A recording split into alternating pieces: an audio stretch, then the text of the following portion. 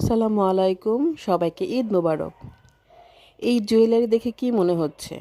দেখে মনে হচ্ছে কোনো দোকানে আছে, তাই না?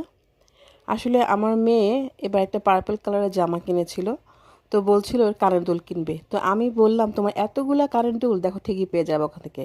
ও বলল না, যে একটা কানের দুলও পার্পল নাই। তারপর আমি তখন দেখলাম যে আসলেই কি আছে কিনা। এতগুলা কানের দুলের ভিতরে ওর আসলেই পার্পল কালারের কানের দুলটা নাই। এতগুলা কানের দুল দেখে মনে হচ্ছে এটা দোকান। আর আমাদের সময় আমরা সারাদিন কানে একটা কানের দুলই পরেছি, রিং পরেছিলাম।